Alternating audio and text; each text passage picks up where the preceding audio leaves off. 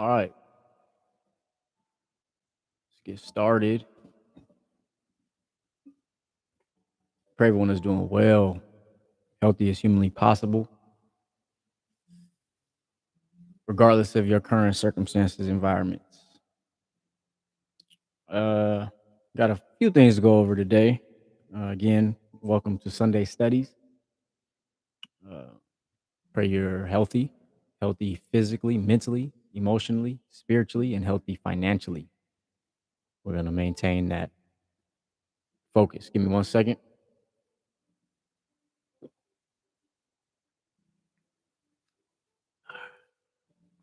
Okay. I'm not going to take too much of your time today. We're just going to get into a little bit of studies on this beautiful Sunday afternoon. Like I said, I pray everyone is healthy.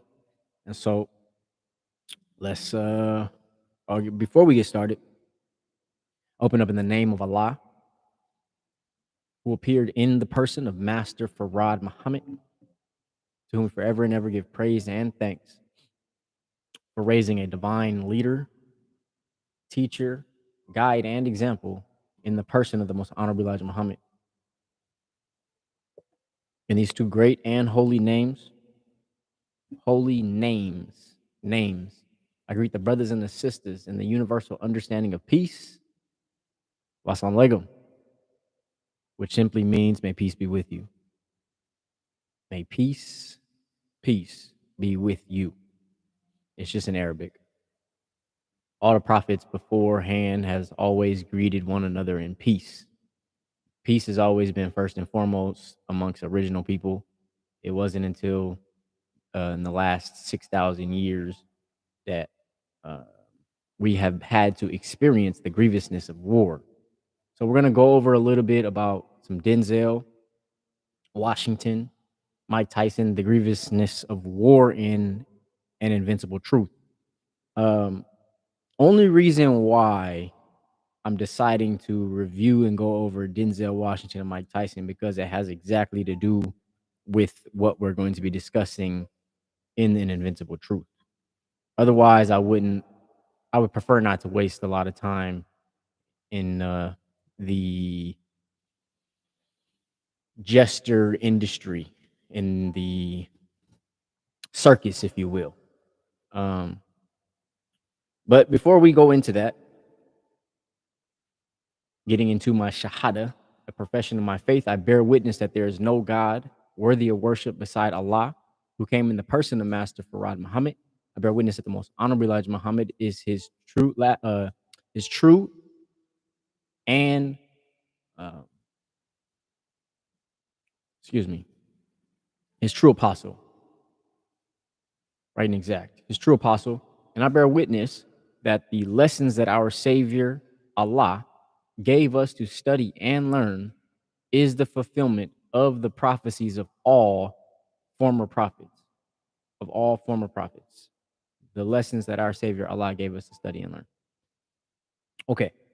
Um, so, dear Lord, please grant me the wisdom to do the thing you put me on this earth to do in a way that pleases you and serves the people you put me here to serve. Now, what my focus and attempt in establishment is we went over the 5 pillars of Islam. Again, to remind you, the 5 pillars: the Shahada, profession of the faith, and Salat, prayer. We have fasting, especially during the holy month of Ramadan, the uh, charity, zakat, and also the pilgrimage or Hajj.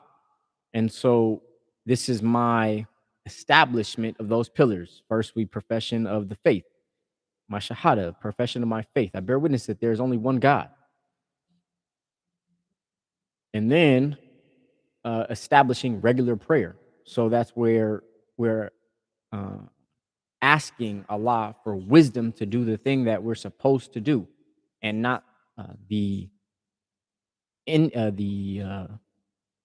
ignorance to do things that we're not supposed to be doing.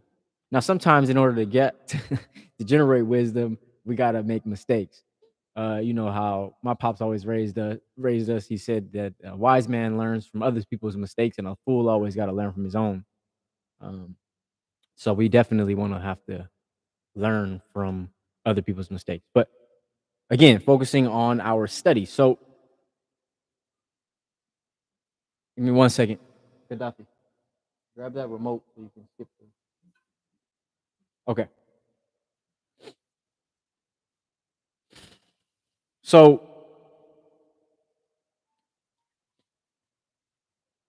what we're gonna do is we're gonna tie together the teaching Most Honorable Elijah Muhammad of the on the grievousness of war and our current circumstances, the things that we just went over, um, that we are just I won't say went over that is going on regarding Denzel Washington and Mike Tyson.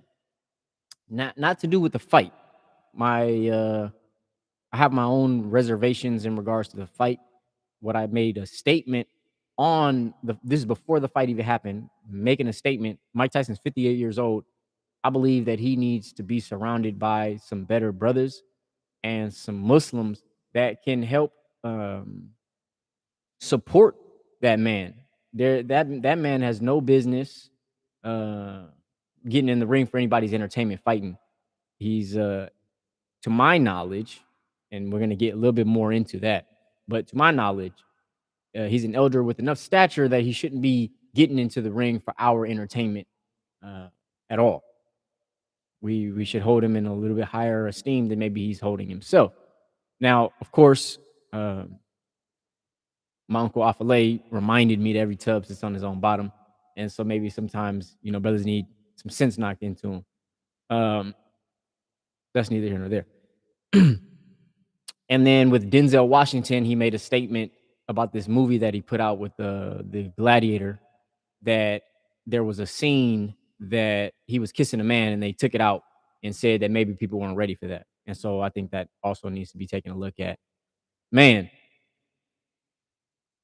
to be honest with you, the that Denzel situation uh, affected me probably the most because growing up, um, Denzel was the person who played Malcolm X in the movie Malcolm X from Spike Lee, and Malcolm X had such a heavy impact in terms of me growing up as a young black Muslim.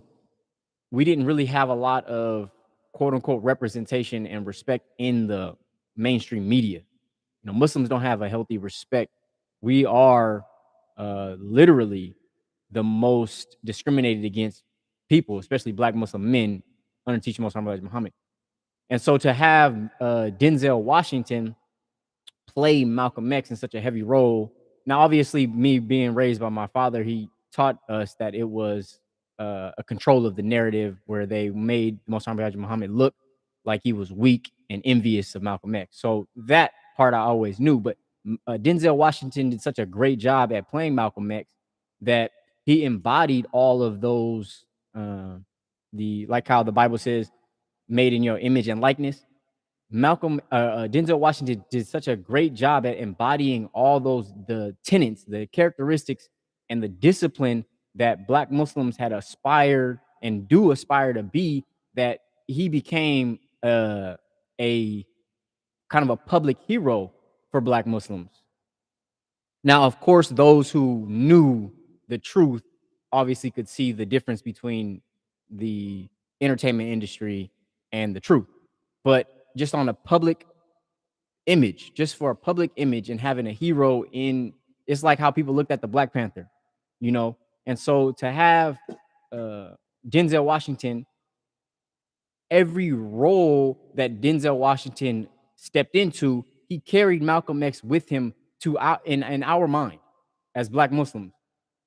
Every role, it doesn't matter if it's training day, he carried that Black Muslim energy, even though he was corrupted.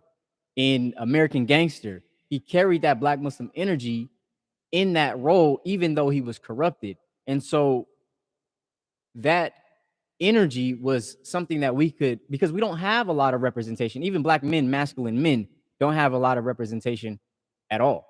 We don't have solid representation. Superman is a white dude with blonde hair, blue eyes. We have Black Panther. you know? So that representation was very important. And so growing up,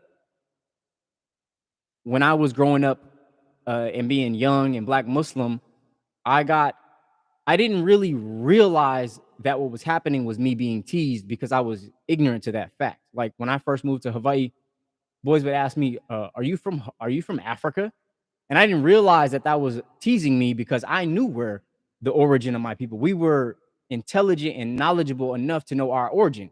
I knew growing up that I'm an Asiatic Black man, and I knew my origin tied me all the way to the DNA of God.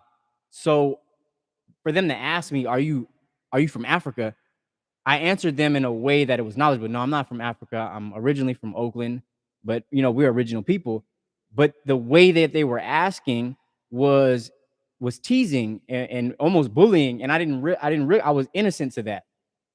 And then going over people's houses, you know, knowing and communicating to them to say that I don't eat pork.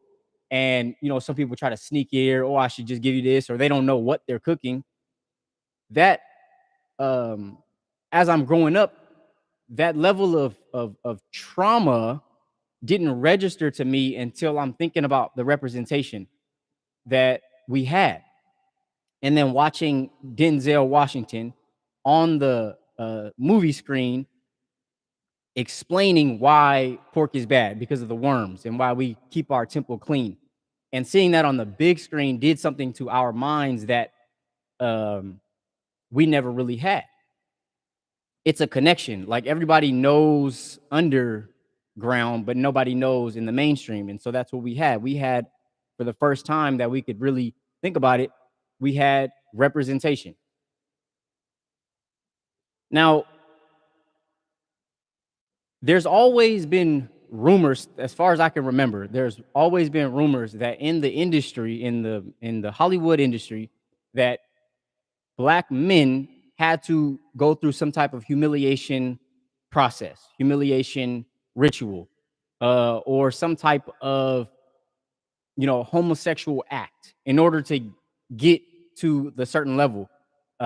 Nowadays, it's more mainstream conversation, but back when we were younger, it wasn't as mainstream. It was conspiracy theories, right? So, where what's his name? Uh, what's the brother's name? I'm thinking of comedian brother Chappelle. Chappelle. Oh, that's another thing, man. When I was growing up, another thing I didn't realize was how disrespectful things actually were. Like there's that skit from Dave Chappelle where he's blind and he dresses up like a Ku Klux Klan member. Like people would show that to me and laugh and they would tell jokes. And I didn't realize, because when we were growing up, we didn't play like that. It wasn't like we didn't use our imagery and make jokes about it. You know, it was like something on a personal level, like, man, your ears are big or whatever, but we never made race something to laugh about. And we never made a person's origin something to laugh about. So moving to Hawaii and you would hear all these jokes about people like the Portuguese, and they would make jokes about it. It didn't register to me that that's what it was coming from innocent. I didn't have a reference point. So um Denzel, I mean not Denzel, what's his name? Uh Dave Chappelle put out that skit where he was the blind dude in the Ku Klux Klan and saying, you know, nigger this and nigger that. Like that didn't register to me that that was disrespectful to me because I ain't never been a nigger. So when people would show me that and they would laugh, I didn't realize they were laughing at me. It just didn't register to me. I was like, you know, that's weird. And so adults would show me that and it didn't register to me. They would show me this and they would be laughing, laughing, laughing. And I was like, oh, that's weird. And just keep going about my day. And so what I realize now is that what people see in the public is part of their programming to their beliefs, right? So, for example, what people see on the TV screen, they believe that that's exactly how it is because that's part of their programming. So, what uh, Dave Chappelle was telling us about is that every single, even Cat Williams talking about every single Black entertainer had to put on a dress or had to do some type of homosexual act. Now, when we were growing up, there was a conspiracy theory about that black entertainers had to do some type of homosexual act in order to be accepted in the Hollywood industry. Now, today, it's no longer a conspiracy theory, it's fact. We can trace it back. And so, growing up and seeing Denzel Washington embody the very spirit of Malcolm X, we've always held him to a higher esteem. Even recently, he put out that quote. He says, I've been to those parties, but the key is to leave before the devil show up. And he just dropped that. You got to leave before the devil show up. And everybody who didn't want to be associated with whatever Diddy had going on, they said, "Oh yeah, I would go to those parties, but I would leave. I would leave before the party. I would leave before the freak offs. I would leave at before 12 o'clock." And so they knew that this stuff was going on. They just, I would leave before that. So Denzel said that you can go to the parties, but leave before the devil show up. Well, he never really told us what that meant. Now, by stating that I leave before the devil showed up, it kind of kept him in that upper echelon of respectable black men. Oh, look at that. He can be in that world and not of that world. He can be in Hollywood and not participate just like all these other black men. We already can see how strong black men. He's talking about Tyler Perry. He dressing up like a woman.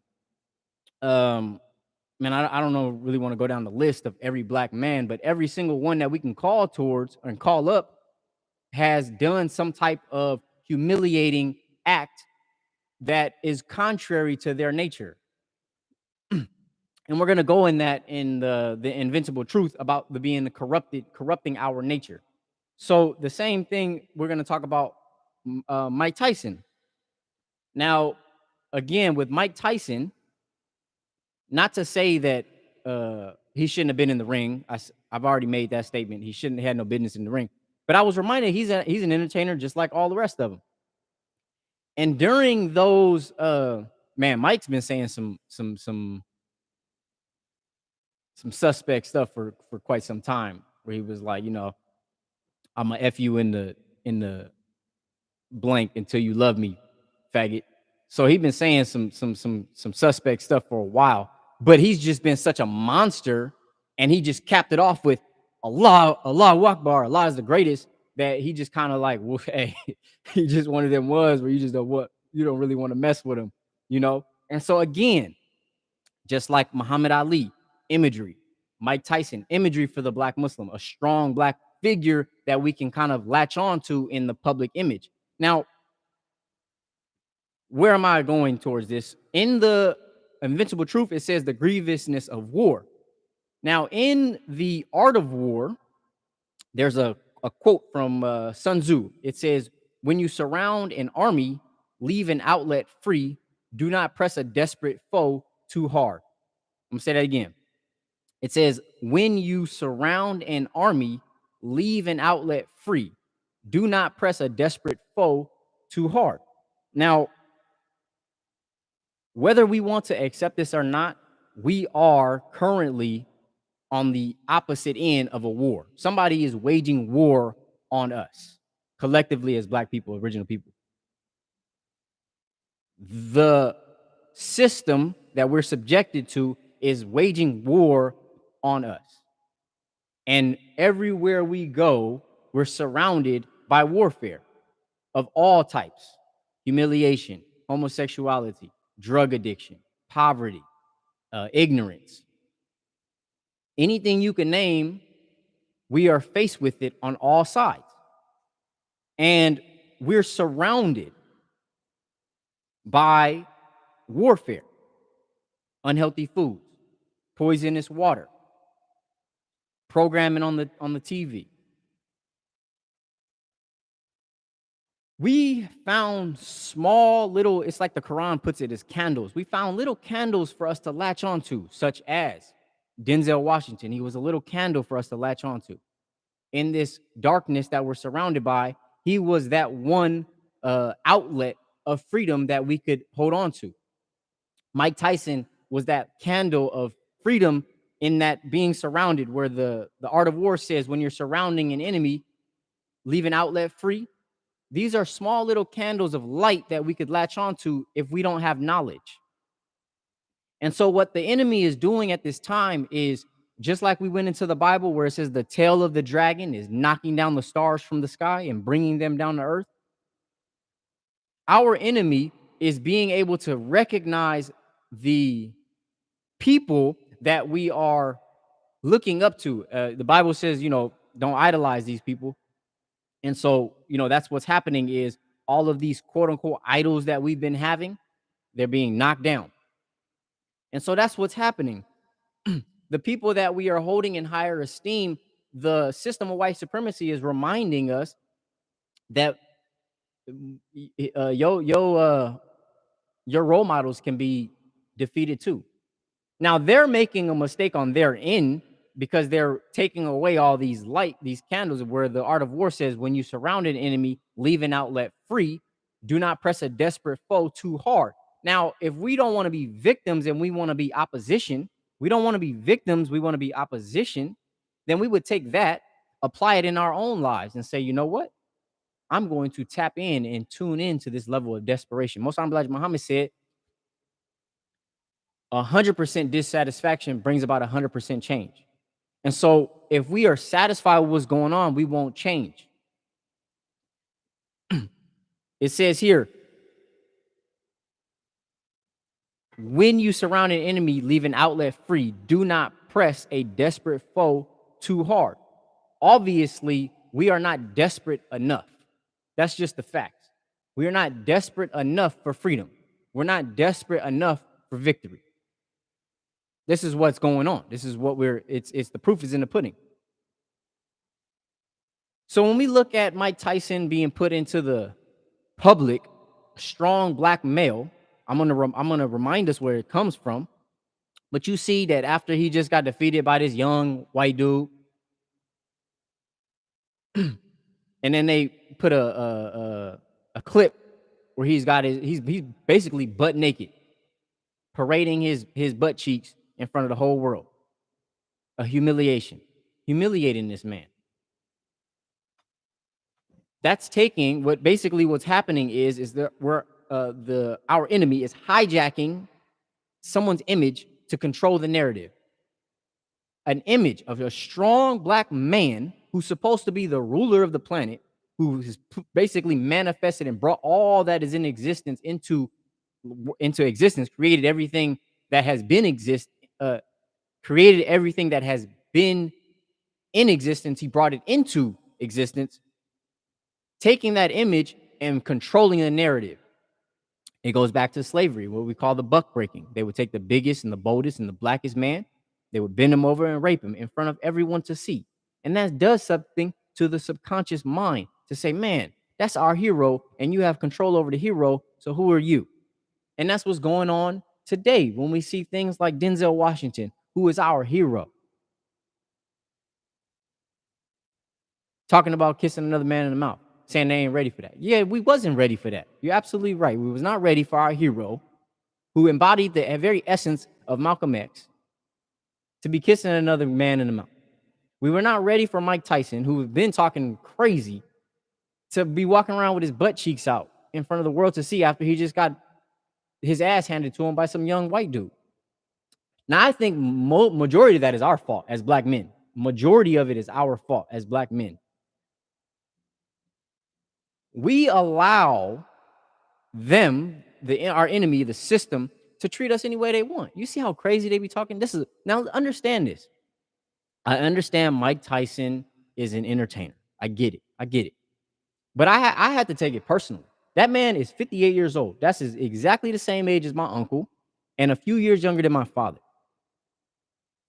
There's no way in hell I would ever let anybody talk to my uncle, my father, any elder in my sphere, in my relation circle. They would never be able to get talked to that way, ever. And that's the type of energy that we have to have. Man, what's wrong with you? You ain't. And I see other entertainers standing up and saying that, like Tank, in that same industry. I see that. It just gives off kind of a weird sense. Now it's all in that same sphere of circus. So that's why I didn't want to talk about it. I didn't really want to get into the music or the entertainment industry, because whatever happens, it's going to continue to be entertainment. That's why the Bible says, "Come out of her." Don't say go in. It said come out. Now I'm going to remind us what the Romans used to say. Now let's get into an invincible truth, because it'll make sense of everything that we've gone over, according to the article by the Most Honorable Elijah Muhammad. So we're on an invincible truth right here, an invincible truth. Today is November the 17th, 2024, and this article was written November the 17th, 1956, which is exactly 68 years to the date. And as we read, we can see that not much has changed, unfortunately, or fortunately, because that makes it that we have a work to do. Now, it says here, the grievousness of war. So we already went into the art of war. Everything we discussed is going to be points of reference and seeds for us to go back to make sense of the time we're living in today. Okay? So we're talking about the grievousness of war. It says, corruption has appeared in the land and the sea on account of what the hands of men have wrought. That's in the Holy Quran 30:41. I'm going to read it directly from the Holy Quran so we can get a complete idea of exactly what the Quran is speaking on. So this is the Holy Quran chapter 30, in the name of Allah. Holy Quran chapter 30. Here we go. Which, coincidentally, or according to the plan of Almighty God Allah, the title of this chapter is The Romans. Okay? Now, I'm going to go chapter 30, verse 41, where it says, corruption has appeared in the land and the sea on account of that which men's hands have wrought or brought, that he may make them taste a part of that which they have done, so that they may return. We have to bear witness to what's going on so we can be dissatisfied. I don't want no parts of it. I see what's going on. I see what y'all did to Denzel. I see what you're doing to Mike Tyson. I see what you've done to black folks. And I see what you do to masculine men across the planet. I don't want no parts of it. We need to, separate from that. Y'all done did too much. Now, I want us to be reminded of this quote from the Romans. So in the Surah 30, the Romans, I'm making reference to a quote that the Romans used in their governance. It says here, if you give them bread and circus, it says give them bread and circus and they will never revolt. Give them bread and circus and they will never revolt. Bread is, food. Circus is entertainment. So you keep them fat. Bread is also money. Give them bread, food. Give them money and entertainment. They will never revolt. Now, this is a very heavy component to think about, because if you think about the Romans causing corruption through imagery, through the circus that we've been subjected to, that we watch, the entertainment industry, has led our minds to be corrupted. Now, going into the definition of corrupt, inshallah, God willing, I'm not going too fast. I'm going to slow down. I know it's a lot of information. But it says corruption has appeared in the land and the sea. The Holy Quran mentions the sea, says it can be made reference to the isles of the Pacific, or the islands, the islands. So we fall right in line with that. So it says corruption has appeared in the land and the sea on account of that which men's hands have wrought. Men's hands. That he may make them taste a part of that which they have done, so that they may return. Return to Allah. Once we get tired of this devil. So corruption has appeared in the land and the sea. So what is corruption? According to the dictionary, corrupt is to make evil. We know, according to the Holy Quran, the devil makes evil fair seeming. So that is a standard of measurement that we can use, we can incorporate in our minds. The things that the devil makes fair seeming can be qualified as evil. He never makes masculinity fair seeming. He never makes the laws of God fair seeming. Matter of fact, he makes the laws of God look oppressive. He makes the truth look like falsehood. He never makes the truth look fair seeming. He never makes sustainability fair seeming. So anytime we can look at what the devil makes fair seeming, then we can equate that to being evil. Fair seeming means, oh, it's okay. Fair, it seems fair. It seems just. It seems like we should be okay with it. Just like how the schools, the Democrats are saying that, oh, the children should be taught about the transsexual and they should have choice of their gender in the schools. And everybody's like, yeah, that seems fair. That's fair seeming. We should take out the studies of scripture out of the schools. That seems fair. They don't never make putting the scripture in schools fair seeming. They said, no, that's oppressive. We shouldn't teach them about that. They don't talk about healthy foods in the school. They make the foods that they feed in the school fair seeming because it checks off those blocks of their the nutritional pyramid that they got. It says, oh, if it's got calcium, give them the milk. If it's got some what do you call it? The bread. You need a bread, a protein, and vegetables. Oh yeah, it seems fair. Looking at the food, it looks nasty and unhealthy, but it seems fair. So that can be our measurement to say that whatever we've been taught or whatever we've been introduced to, if it seems fair, it's most likely evil. If it doesn't require us to have critical thinking, it's most likely evil. This is the part of our enemy surrounding us completely with all this evil, and it seems fair. Homelessness is absolutely evil. Houselessness, having a group of people who have access to no home, is evil. Now, in psychology, we learned that there are different levels of homelessness. We learned about that. So some people choose to be living on the street. Some people are addicted to drugs, and some people are just falling on hard times, and they're called temporary. They're going to just get right back on their feet. But to have a government where you are unable, not that you didn't, because everybody is, like we're reminded, every tub sits on its own bottom. But the government is not even able to give these people assistance. That's evil. If the person would able to reach out and assistance is available, then, that's a little bit different. But the system that we're subjected to, it makes evil fair seeming. So when we talk about the circus, when we look at the entertainment industry, it's making all these things fair seeming. It seems fair, the things that we're looking at. All types of evil seems fair. Now, again, reminding about the Romans had that quote that says, give them bread and circus, and they will never revolt. So as long as we get a little bit of money and we're well fed and we're entertained, then we will never revolt. I thought it was very interesting to see this word here, revolt, and then knowing that was I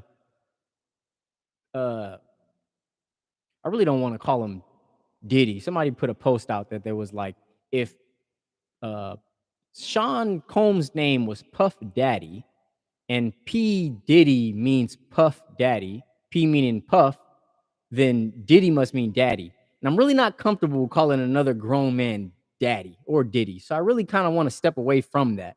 But the man's name is Sean Combs. That's his name. Sean Combs. So Sean Combs' network was called Revolt. And it's part of the circus. This is what I'm saying. That's why I really don't choose to participate. I really didn't want to talk about Denzel so much, but other than the imagery that he embodied, that was a strong black man that, us as Muslims don't really look up to a lot of people. We really don't. Well, at least we're not supposed to. We have a messenger.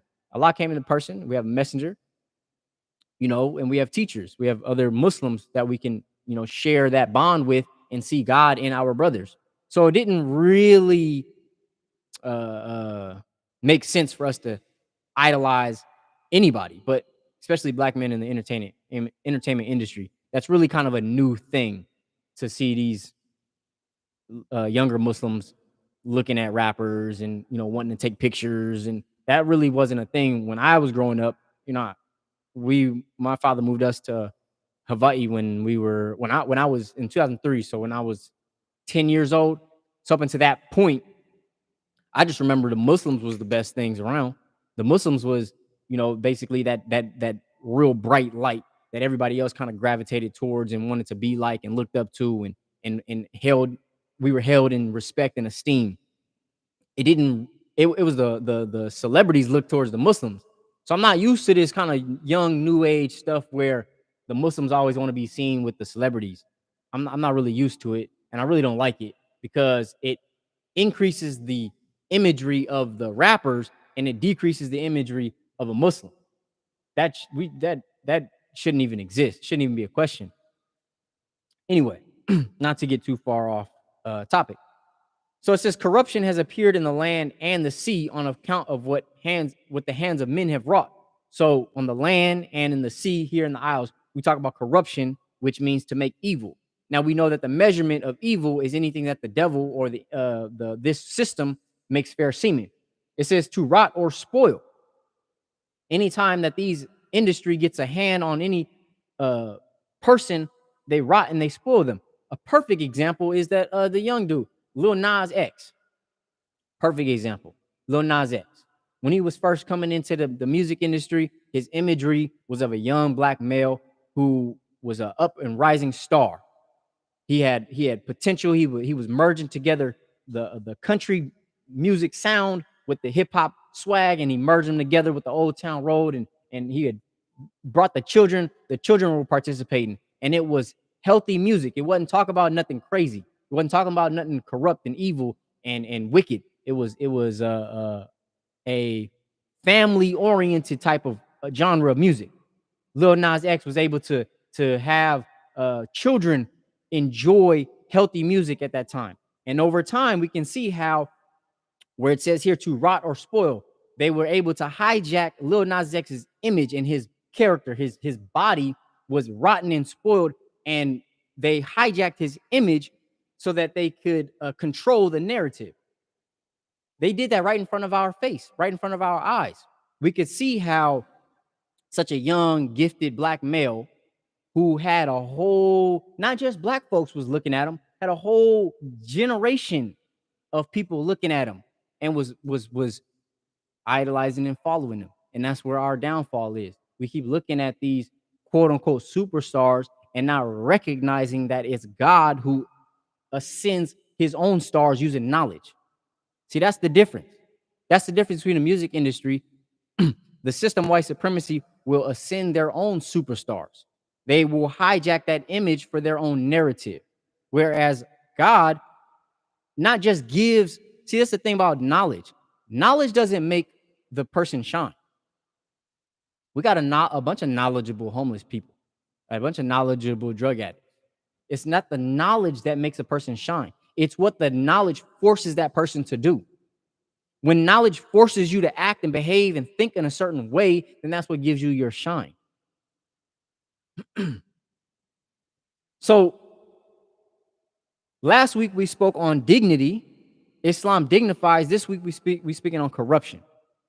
So it says corruption means it's described as morally degenerate.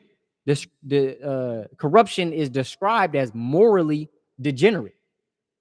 It says here it's characterized by improper conduct. Think about this, improper conduct. Now, another word comes to mind, a synonym of proper is appropriate. So we have appropriate conduct when it comes to the way we behave in front of children, the way we behave in society, in the public. Certain behaviors and certain conduct, the way we carry ourselves is proper or is appropriate. And then we have improper, or in the police force, they would call it indecent. So why is it that according to our standards of living, just in society, not even a Muslim, but average standard of living in society, there is decent conduct and there's indecent exposure, indecent conduct. Then you look at how they took the image of a strong black man like Mike Tyson and they put it broadcasted for the world to see. He got his butt cheeks hanging out. Is that decent or is that indecent exposure? Would you allow your children to be standing there with a grown man having his butt cheeks out? Maybe you would. But according to the law of this land, that's illegal. He would get arrested for indecent exposure. Just like a homeless man, if he's, nowadays, it's bad. I heard that if you go and you urinate in public, not only, especially in around like a school or where children are, this is how the law should be. You can get arrested for not only indecent exposure, but you could be registered as a sex offender. And here we have Mike Tyson didn't do that to himself. He didn't go on his Instagram and show his butt off. It was a national public media platform that did an interview with him, and then at the end of it showed him his butt in the public. That's humiliating and that's indecent. So it says here, corruption is characterized by improper conduct. That's improper conduct. Now, Mike Tyson, like I said, didn't do that for himself, but now he's participating in that arena where they're hijacking his image to control their own narrative. And this is all part of giving them circus and they'll never revolt. This is all part of that circus. I really don't want us to participate. I don't participate in it. I don't want us to participate in it, but I do recognize what's going on. And it's being more and more blatant as we see. I mean, this is not the only example. It's just the most recent example. I'm really highly upset when it comes to Denzel Washington because I truly believe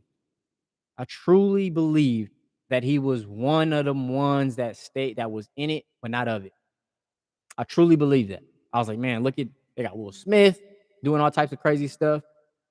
Every single black man in the industry. I thought that we are never going to catch Denzel in no dress.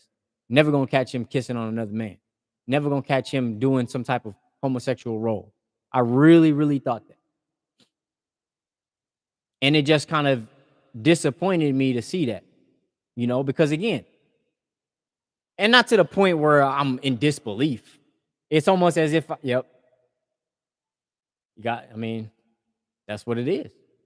And I had I don't have any trust and faith in any celebrity to do anything positive for me in my life. Like I wasn't looking at him and say, oh yeah, he's gonna be the new Malcolm X.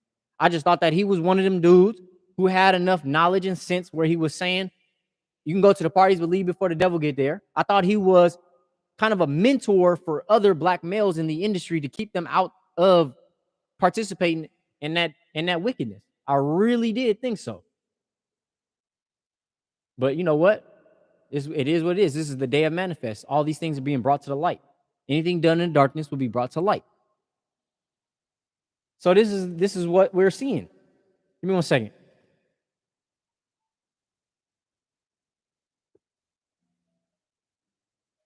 Now I don't want to spend too much time on that, but Most Honorable Elijah Muhammad has pointed us to Holy Quran chapter 30, which is the Roman Empire is the same empire is the same as American Empire. So they have a cross connection. They was dealing in homosexuality, and that led to their downfall. Same thing with the American government. So there's a lot of cross references, a lot of similarities. As we continue, it says here, the prevailing corruption is everywhere on account of men's own evil doings. Their hands have built their own doom, and never before has such prophecy been fulfilled any clearer than today. Their hands have built their own doom, and never before has such prophecy been fulfilled any clearer than today. Again, this was written in 1956. So how much more clear in 2024? How much this is like cleaning the windows with Windex. Like how much more clear do we need it to be? If we take the spiritual side of the above verse from the Holy Quran, 30:41, we will find that it is equally true. So the Most High Elijah Muhammad is introducing us to the simultaneous nature of man. Simultaneous means happening at the same time. So he's introducing us to the physical and spiritual at the same time, or simultaneous. It says if we take the spiritual side of the above verse from the Holy Quran, 30:41, we will find that is equally true. So not only physical corruption, but also spiritual corruption. Oh man. So it's saying here, the world today is so evil and corrupted that people do not pay any attention to the preaching of good. Remember I said the 1 second. This system we're subjected to doesn't make truth seem fair. It makes truth look unreasonable. So it says here, the preaching of good. It makes the preaching of good, makes good preaching, truth, unreasonable. It makes it seem fanatic and rebellious. It says their whole hearts, minds, and souls are going after evil and bloodshed of each other. No peace among them, hatred and disagreement are universal. A change of rulership must take place. Notice he said a change of rulership must take place and not a change of presidency, not a change of politicians, no mayor, senator. He's saying a change of rulership. That's the whole measurement. In order to save the nations from self-destruction.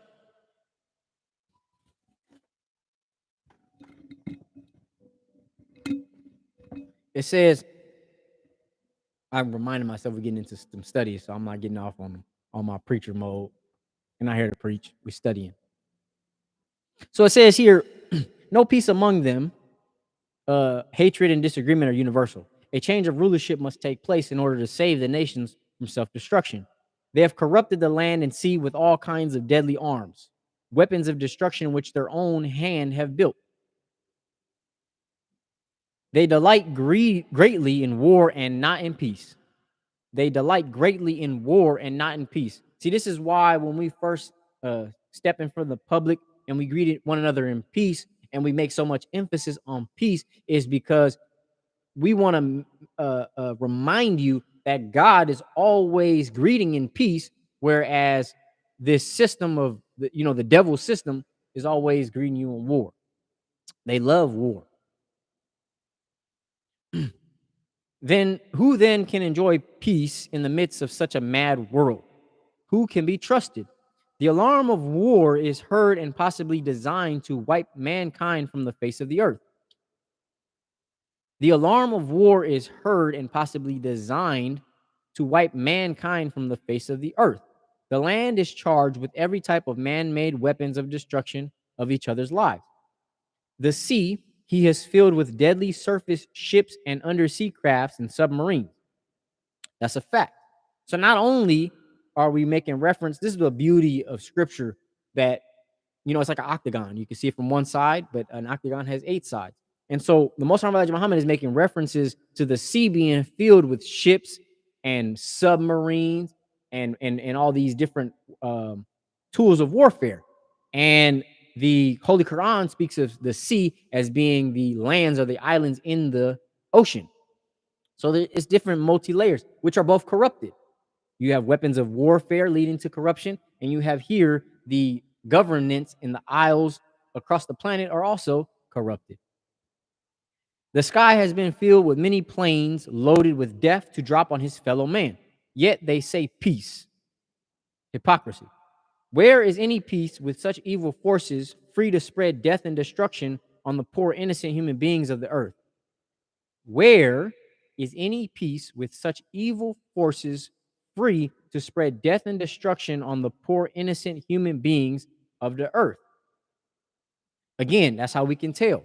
We can tell when they make evil fair seeming, dropping bombs. Oh, we're just spreading democracy. Hypocrisy. That makes it seem fair seeming. What they call it, the manifest destiny. That's how they was able to make the evil of the spread of corruption in a westward direction. They were spreading their evil and corruption westward. How were they able to make that seem fair? They call it the manifest destiny. Some shrewd devils. The glory in killing they glory in killing and are not satisfied with the prosperity they have enjoyed. It's greedy. Their thanks to God is to destroy his people. Their thanks to God is to destroy his people. This evil people have worked all of their lives making trouble, causing bloodshed among the peaceful people of the earth and themselves. Their greed in ruling the black people or original people of the earth is unequaled. They send all their armed forces against you to make you bow to their rule. This is where it gets deep. Even in your own home, they want to rule according to their desire and not yours, although it is your home. Now, let's think about this for a second.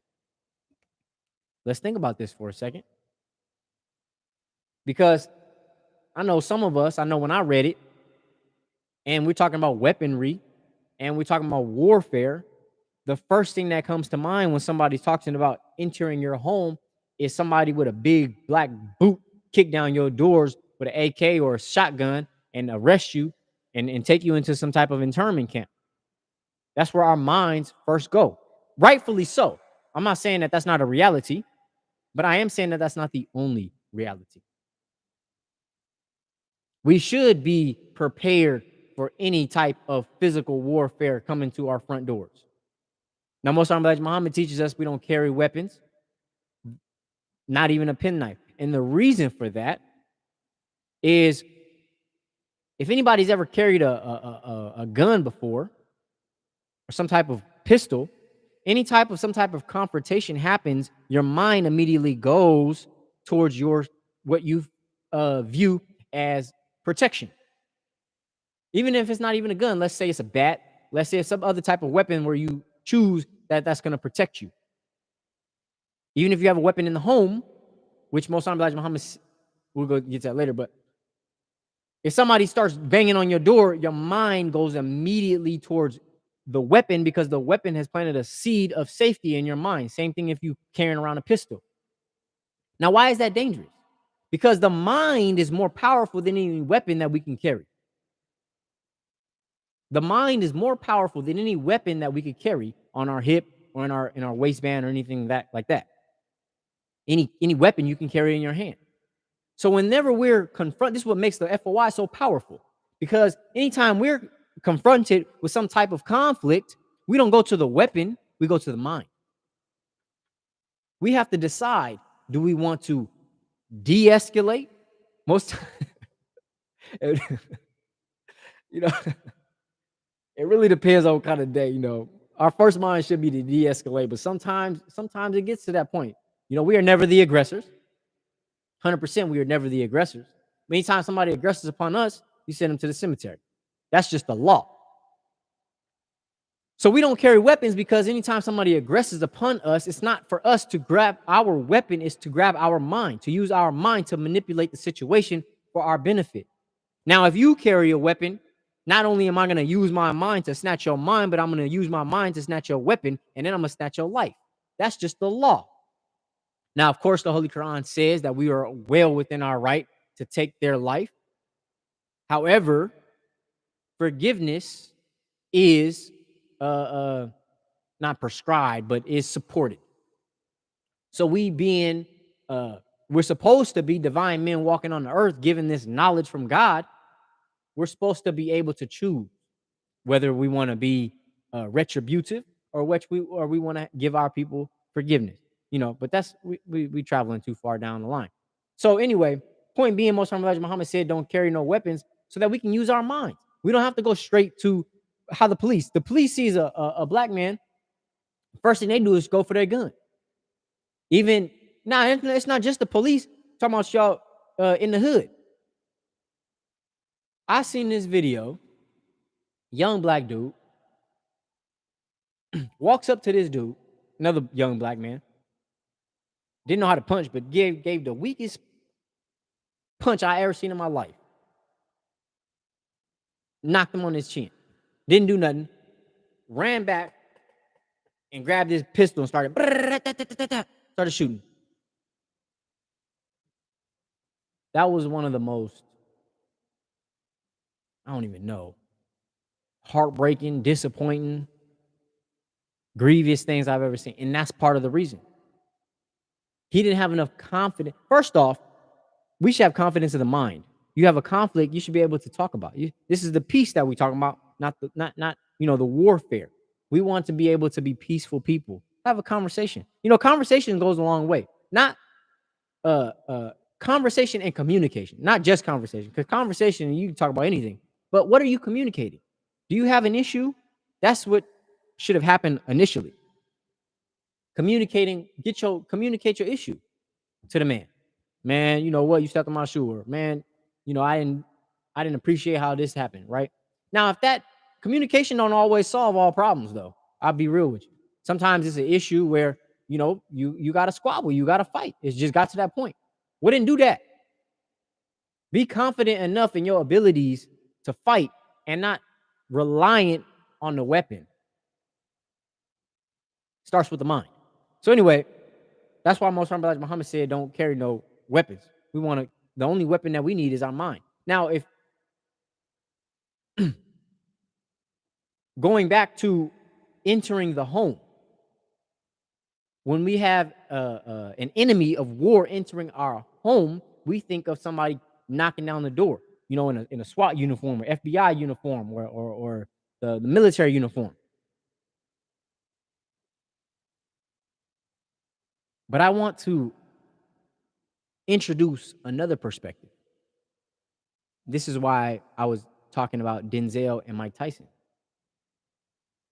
That fight was projected on Netflix. Netflix is watched in the home. Anytime we turn on a movie and they've emasculated a black man in the movie entertainment industry, that warfare has entered into our homes. Not only has it entered into our homes, but it has also entered into our minds. So it's not just people kicking down the door and trying to bust in with guns. It's also people kicking in our temple, and we let them in through the TV. We let them in through the phone. We let them into our homes through the media. So most Elijah Muhammad is saying is, even in your home, they want to rule according to their desire and not to yours, although it is your home. Even in your home, they want to rule according to their desire. Remember, we said that they're hijacking someone else's image to control the narrative. They want to program us to believe a certain way. So they take a big, strong black man and they make him look homosexual, or they make him look weak. They make him look transsexual. They put him on a dress, take away his manhood. Same thing as buck breaking. It's a modern day. Buck breaking is when they took the strongest black man, bent him over, and raped him in front of everybody to see, in front of his family, his wife and children, took his whole manhood to communicate a certain statement of rulership. Now, fast forwarding to today, the same energy is still maintained and perpetuated. A buck breaking, it still exists. It just took on a different form. It's like water. Bruce Lee said, be like water. If water goes in a cup, it becomes the cup. Water goes in a bowl, it becomes the bowl. So evil has been able to take on that principle of power. We should be able to learn from these principles, but evil has been able to take on that principle of power. Evil has been, they're beginning to reject the concept of, or it's not as effective of what we used to do. They're more resistant to our previous methods. So now we're introducing a new method. Same principle, same intent, same devil. It just took on a different form. It's like chess. When we start talking about, oh yeah, we're gonna like the Black Panthers, we're gonna carry weapons, and it's like, all right, yeah, we'll work on dismantling that. But now we infiltrating hip hop, and we are so reactive as a people that we keep trying to follow behind. We should be proactive as a people, not reactive. We keep reacting to their advancements when we should be proactive in our own advancements. I'm gonna remind us that the art of war is when you surround an enemy, leave an outlet free. Do not press a desperate foe too hard.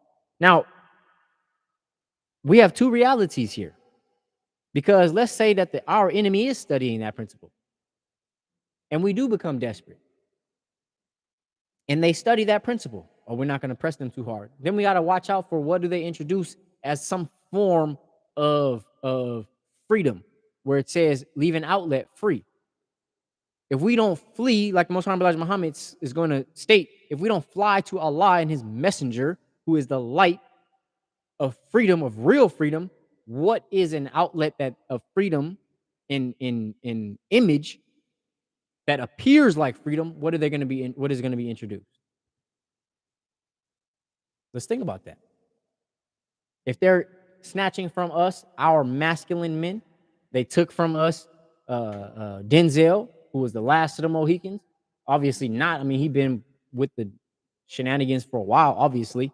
But let's just say to us, this is new news to us. It was new news to me. I didn't know. So then we got to think, what other hero of ours are they gonna murder? Are they going to like the tail of the dragon, gonna knock him down to earth?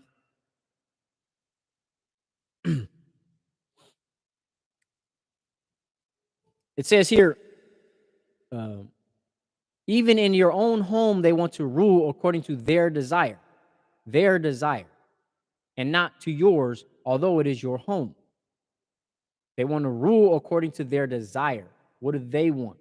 What do the devil want us to think? That's what's going on in the media. Control of the narrative. So anytime we look at, this is the key. You want to know what the devil wants you to think? Look at the news and look at the media. Look at the TV and the movies. Once they have access to enter your house, they will go to war with you before they will leave in peace. Listen to that again. If we're going to take away the mind and the thought and the perspective of a military or FBI or police kicking down the door and arresting us, if we remove that thought, not necessarily remove it, but if we set that aside and we go towards the media and the mind, where the Most High Muhammad is saying that there's a warfare waged in the sky or in the minds of the people, and we say, okay, we let them in our homes just by the very movies and entertainment that we're subjected to. And it says, the Most High Muhammad is telling us, once they have access to enter your house, they will go to war with you before they will leave in peace. That's what we're seeing. That's what we see when we see Mike Tyson's ass cheeks all up on the screen. When we see Denzel talking about kissing another man in the mouth. That's what's going on. They will go to war. They are going to war with us before they will ever leave in peace. They will take over your property and call it theirs. In our general orders, it says, take charge of this post and all temple property in view. Take charge of this post and all temple property in view. So it says here that they've got the same principles. They will take over your property and call it theirs. This is why I don't like to call myself a victim. I'm an opponent. When you have this type of knowledge, then you can move out on a greater sense of knowledge and not be victimized. It says Allah will scatter them who delight in war. Allah will scatter them who delight in war. Psalms 69:30. So it don't sound like Allah is taking on the mind of no victim. Sounds like Allah is taking on the mind of a supreme ruler. Allah will scatter them who delight in war. And that's another principle in the art of war is divide and conquer. But Allah does not do that for any unrighteous purposes. Allah does all things for the greater good. That's what the Bible says. And all things working for the greater good. Let the world ponder. What does history show that the white man can call his own outside of Europe? However, they spread out and over into the homes of black mankind of the earth, taking by armed force the black people's home and making slaves of them for many centuries. I'm gonna read that again because there's a simultaneous existence. Most Black Muhammad is telling us, however, they spread out and over into the homes of black mankind of the earth, taking by armed force the black people's home and making slaves of them for many centuries. So now again, our minds when the Most Honorable Elijah Muhammad is speaking about armed forces, our mind goes to some devil kicking down the door, which is a reality. At the same time, simultaneous. For those of us who don't have a devil kicking down our door, we let them come in through the TV. We let them come in through the phones. We let them come in through different influences, through the public schools. It says here, the day has arrived and the time is at hand, every man to his own. It is the days of Allah God, and the people of peace must have peace. The people of peace must have peace. That's why we greet, Salam Alaikum. May peace be with you. We are making a stand. This is our mark, the mark of righteousness. We're making a statement that we come in peace. We come in peace. It says here, every man, the troublemaker must be punished and brought to an end so they will never be able to give trouble anymore. Sounds like some instructions. The troublemakers must be punished and brought to an end so they will never be able to give trouble anymore. It's part of our prayer to Allah. We incorporate that. So not only will we ask for the wisdom to serve the people, the wisdom, grant me the wisdom to serve the people you put me on this earth to serve in a way that pleases you, but we also pray that the troublemakers are punished and brought to an end so they'll never be able to give trouble anymore. It says here, many shall suffer because of the corruption that this world has brought and is bringing upon innocent people. Let not your flight be in the winter. Let not your flight be in the winter. War throws people out of their homes. It is a grievous thing. A holy war is to be dreaded. O my people, fly to Allah and the true religion, Islam. Get out of the names and religion of this wicked, troublemaking people, for Allah God will destroy them with their own hand. That sounds like some art. That's an art of war.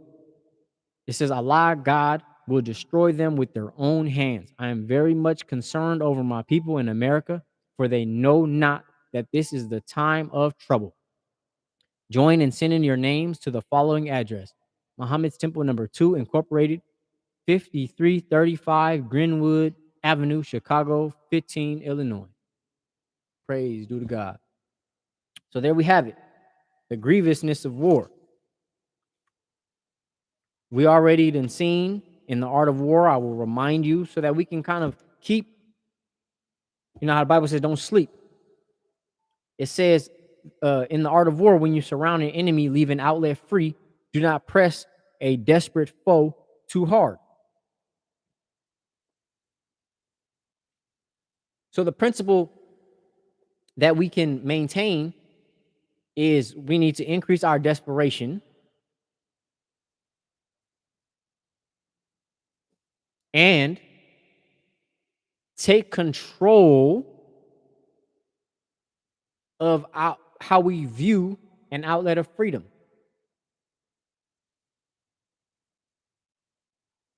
Whenever there's a trap, you know, they say the mousetrap, or say the mousetrap kills the rat because he was looking for free cheese. So don't be looking for no free cheese, and don't be a rat.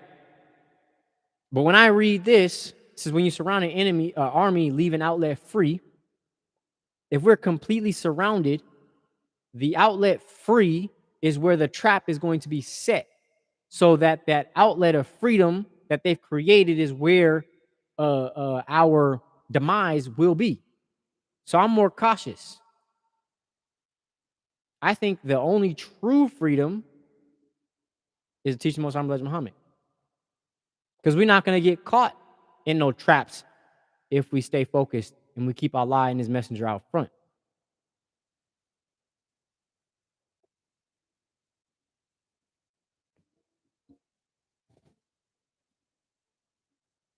Okay. So now that being said, we went over Denzel. I can't. Denzel Washington, man, I can't. But you know what? This is it's the time of making manifests.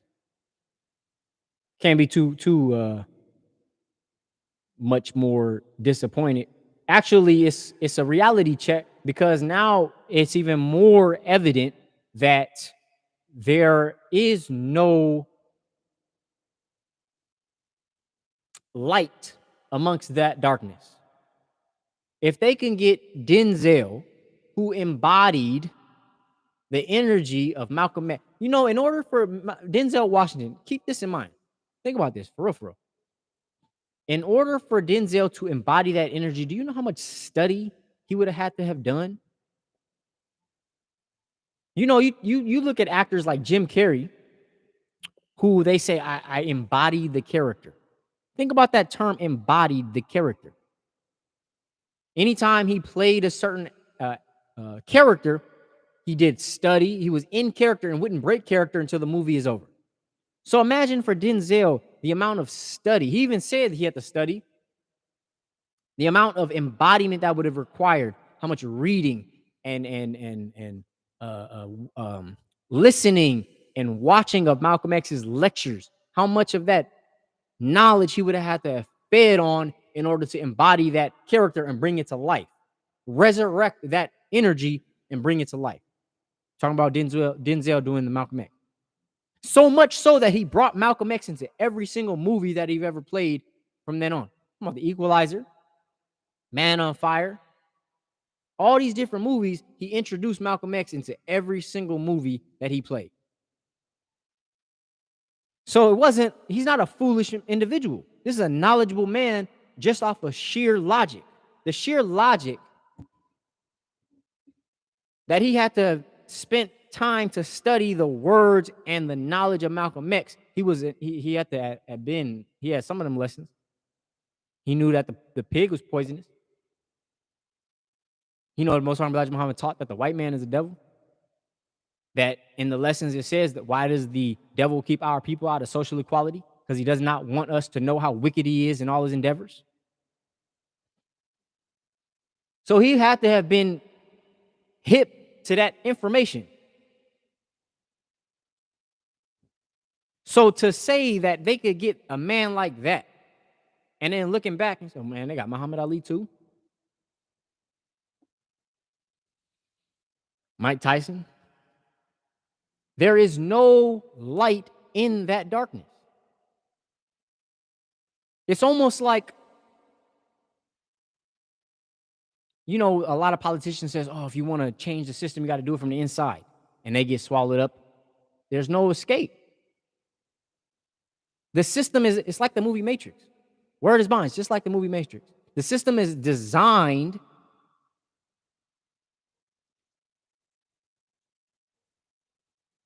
the system is designed to already be prepared for that level of rebellious energy. It's already designed. You watch that movie long enough, you realize that even the Oracle, who was supposed to be Neo's help and support, she was part of the program. We get to that in a later date. That's already too far gone, because I could point to that right now, but we're not gonna do that. I just want to just kind of introduce us the grievousness of war. This is part of my studies. It's a Sunday study. This is part of the Sunday study, just introducing us. Before I head out, I'm gonna remind us, I bear witness that the lessons that our Savior Allah gave us to study and learn, is the fulfillment of the prophecies of all former prophets. I bear witness. Now, that's important for me to state as well, because through that process, I realized that there's not very many prophecies, especially in the Bible, that I'm familiar with. So in that proclamation, this is how Allah works. This is exactly how Allah works. In that proclamation of my faith, it's not stagnant. It's not just you accept your own and then you don't be yourself. So in that acceptance and that proclamation of my faith and realizing that I bear witness that these lessons is the fulfillment of the prophecies of all former prophets, then it led me to recognize that I'm not familiar with all prophecies, or with the prophecies of all former prophets. So then where does that lead me? Investigation. Now I got to go and find out, okay, studying these lessons, that's lesson number 1 lays the base of our work today. And lesson number 1 and the pillars of our faith of Islam go hand in hand. So that's where I began. And now I'm being introduced and familiarized with the prophecies of all the former prophets. So all praise due to Allah. Because what's the point of being answered? What's the point of being an answer to a question you don't even know what it is? That's why the lessons are all question and answer. All the lessons are question and answer. Well, what's the point of the lessons being an answer to a question I don't know exists? This is what Allah is telling me, brother. You don't even know. You might be familiarized and you're proclaiming that this is the answer to the prophecies, but you don't even familiar with you're not. This is the fulfillment of the prophecies, but you don't even know the prophecies. So you can be stepping into a prophecy and not even know that it exists.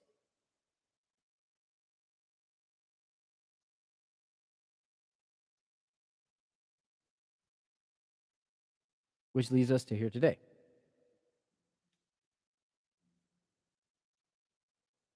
And it says here, the laborers must practice the above language with all new converts. That's instruction. Mistakes shall not exist. Laborers are liable to punishment if found using baby language at any time.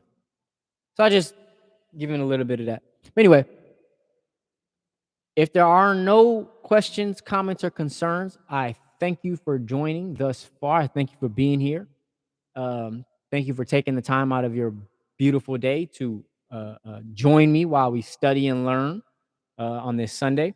And if there are no questions, I greet you as I came in the universal understanding of peace of Assalamu alaikum.